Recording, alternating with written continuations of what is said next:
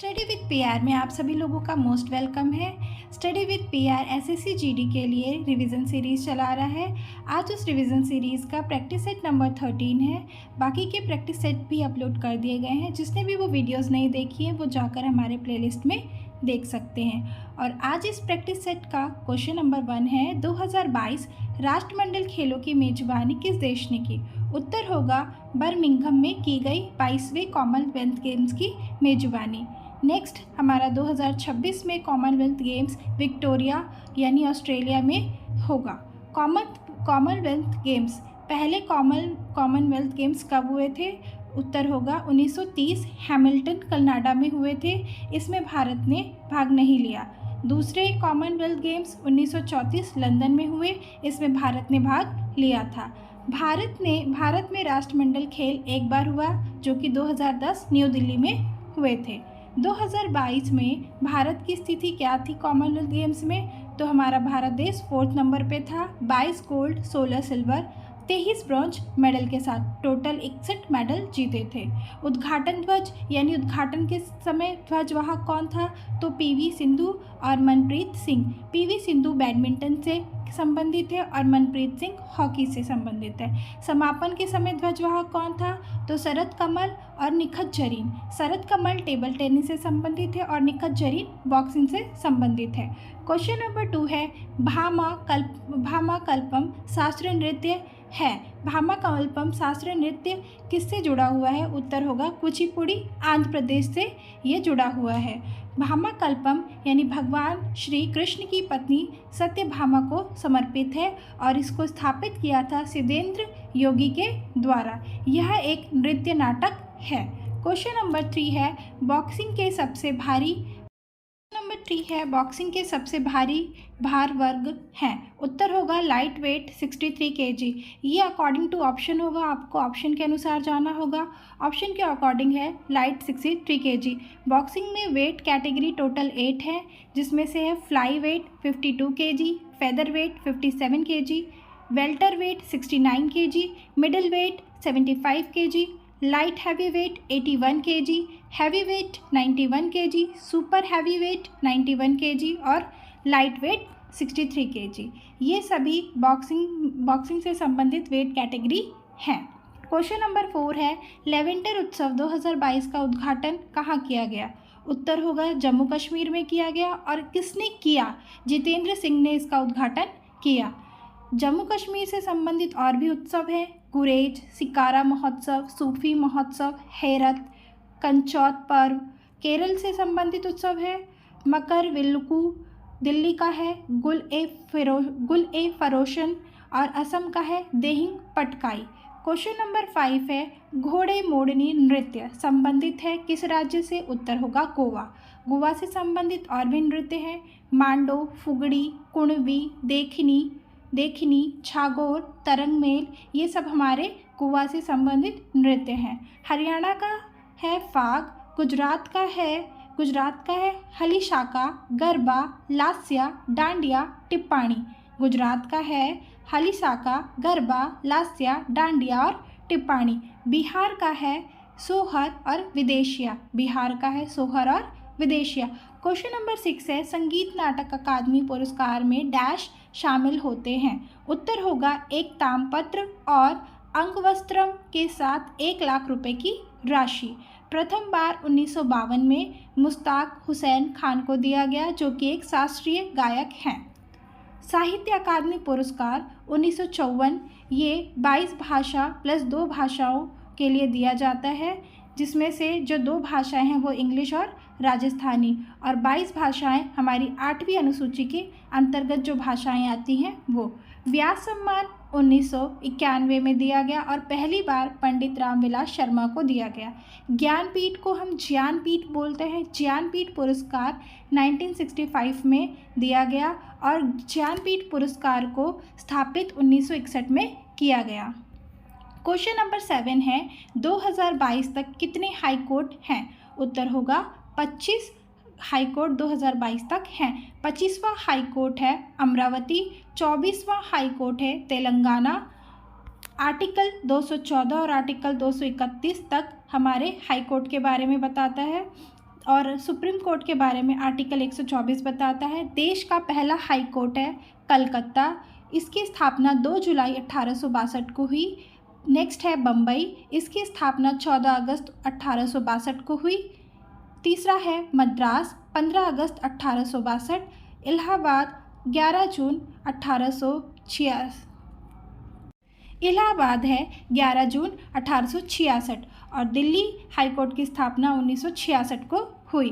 Question number 8 है, द्विसदनीय विधायिका वाले राज्य हैं। उत्तर होगा कर्नाटक। द्विसदनीय विधायिका 6 राज्यों में है, यूपी, बिहार, महाराष्ट्र, कर्नाटक, आंध्र प्रदेश, तेलंगाना। ये द्विसदनीय विधायिका वाले राज्य हैं। संसद के सदन 2 सदन होते हैं, लोकसभा और राज्यसभा। संसद के अंग 3 होते हैं, राष्ट्रपति, लोकसभा और राज्यसभा। राष्ट्रपति आर्टिकल 52 के तहत आते हैं, लोकसभा आर्टिकल 81 के तहत आती है और राज्यसभा आर्टिकल 80 के तहत आता है। राज्य विधानमंडल में राज्यपाल, विधान परिषद और विधानसभा ये तीनों शामिल होते हैं और राज्य विधानमंडल का निर्माण करते हैं। राज्यपाल और विधान परिषद सिर्फ 6 राज्यों में है और इसको हम इंग्लिश में MLC के नाम से जानते हैं, यानी इसकी फुल फॉर्म है मेंबर ऑफ लेजिस्लेटिव काउंसिल। विधानसभा सभी राज्यों में होती है, इसको हम MLA के नाम से जानते हैं, यानी member of legislative assembly. Lok Sabha और राज्यसभा के सदस्यों को MP यानी मेंबर ऑफ पार्लियामेंट कहा जाता है। क्वेश्चन नंबर 9 है, मुख्य चुनाव आयुक्त की नियुक्ति कौन करता है? उत्तर होगा राष्ट्रपति आर्टिकल 324 के तहत मुख्य चुनाव आयुक्त की नियुक्ति करते हैं। वर्तमान चुनाव आयुक्त हैं राजीव कुमार। उम्र सीमा मुख्य चुनाव आयुक्त की होती है 6 वर्ष या तो 65 वर्ष की आयु। वेतन सुप्रीम कोर्ट के न्यायाधीश के बराबर दिया जाता है, यानी 2.5 लाख रुपए दिया जाता है। भारत के पहले मुख्य चुनाव आयुक्त कौन थे? उत्तर होगा सुकुमार सेन, जो कि 25 जनवरी 1950 को इसकी स्थापना की गई थी। प्रथम महिला है भारत के मुख्य चुनाव आयुक्त की VS रमा देवी, जो कि 1990 में बनी थी और ये 9वीं चुनाव आयुक्त थी। क्वेश्चन नंबर 10 है, हरिजन सेवक संघ की स्थापना किसने की और कब की? उत्तर होगा 1932 में हरिजन सेवक संघ की स्थापना की गई। पहले इसका नाम हरिजन संघ था, लेकिन 1933 में इसका नाम बदला गया और हरिजन संघ किया गया। पूर्व नाम इसका अस्पृश्यता निवारण संघ था, क्योंकि हमारे गांधी जी छुआछूत को दूर रखना चाहते थे, लोगों के अंदर ये भावना हटाना चाहते थे कि छुआछूत जैसी कोई चीज़ नहीं होती है। पूना पैक्ट 24 सितंबर 1932 को हुआ था। गांधी जी ने ही हरिजन पत्रिका का संपादन किया, उन्होंने ही हरिजन पत्रिका निकाली 1933 में। ये वीकली मैगजीन था, यानी साप्ताहिक मैगजीन था और हरिजन पत्रिका यंग इंडिया के स्थान पर आई और यंग इंडिया की जो पत्रिका थी उसकी स्थापना यानी उसको शुरू किया गया था 1919 से 1932 तक ये चली।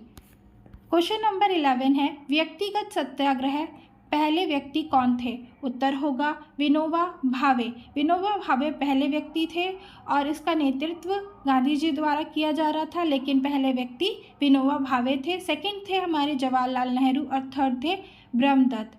और व्यक्तिगत सत्याग्रह का अर्थ है अभिव्यक्ति की स्वतंत्रता। ये कब शुरू किया गया? तो 1940 को शुरू किया गया। क्वेश्चन नंबर 12 है, भारत छोड़ो आंदोलन के समय भारत का वायसराय कौन था? उत्तर होगा लिलिंथिगो। लिलिंथिगो भारत छोड़ो आंदोलन के समय भारत का वायसराय था। ये 1936 से 1943 तक इसका कार्यकाल रहा है।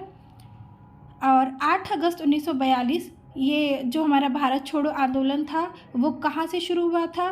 तो ये ग्वालियर टैंक मुंबई से शुरू हुआ था 8 अगस्त 1942 को।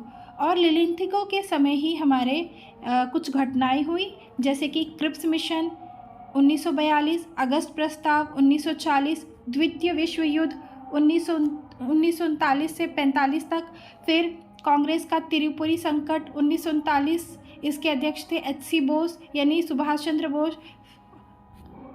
और विलिंगडन यानी विलिंगडन जो हमारे वाइसरॉय थे ये 1931 से 1936 तक थे।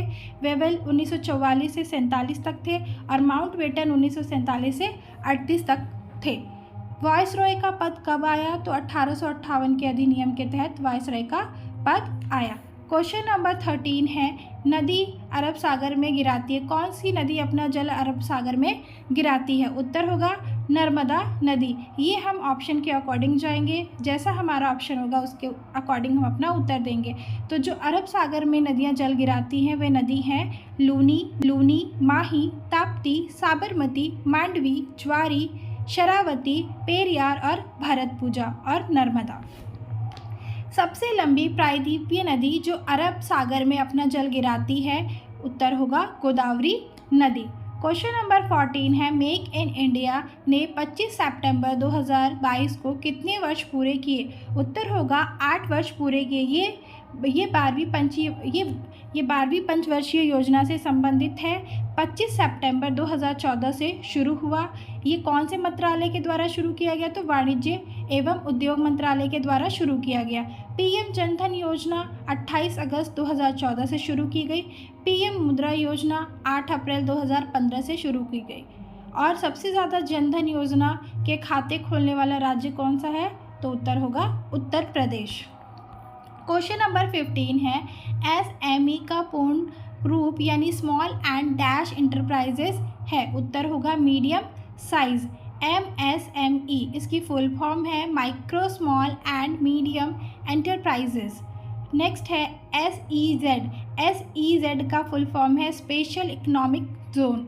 SAC की फुल फॉर्म है short run average cost. Question number 16 है, हैलोजन के बाह्यतम कोश में इलेक्ट्रॉनों की संख्या डैश होती है। उत्तर होगा 7। हैलोजन के बाह्यतम कोश में इलेक्ट्रॉनों की संख्या 7 होती है और ये ग्रुप 17 से संबंधित होते हैं। इसकी ट्रिक है फिर कल बाहर आई आंटी। फी यानी F से होता है फ्लोरीन, कल यानी Cl से क्लोरीन, बा से यानी बाहर यानी Br यानी Br से होता है ब्रोमीन और आई से होता है आयोडीन और आंटी AT से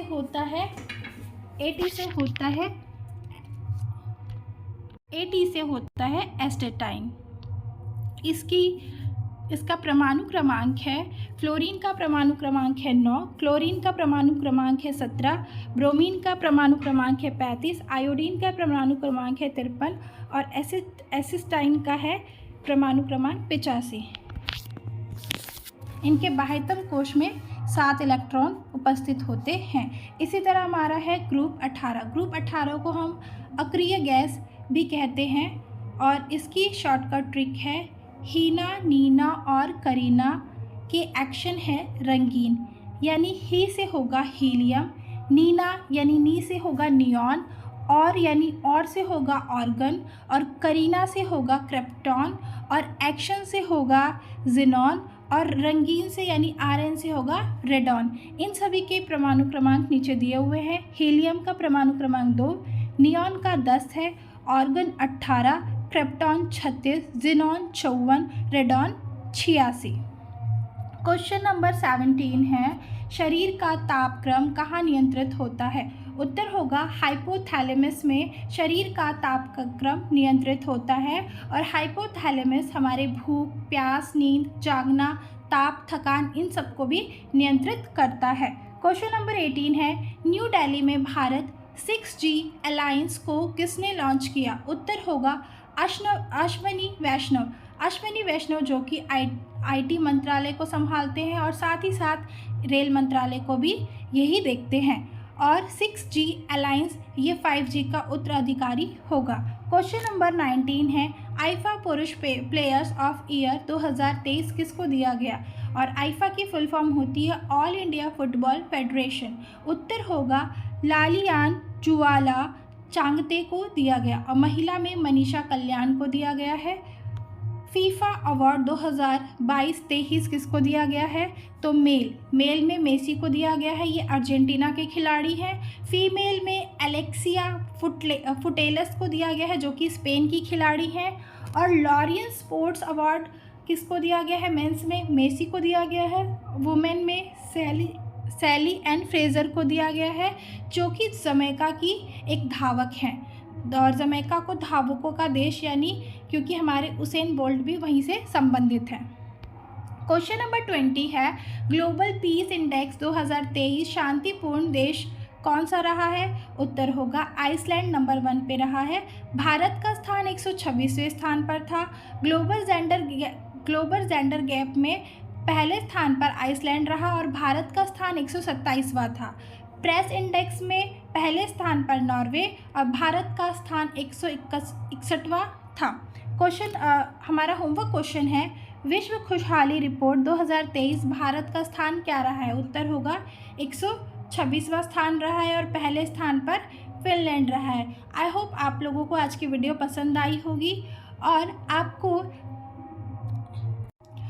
आप सभी को क्वेश्चन नंबर 20 और 21 यानी लास्ट क्वेश्चन में मैंने आपको जितने भी इंडेक्स बताए हैं उन सभी इंडेक्स को आपको कमेंट में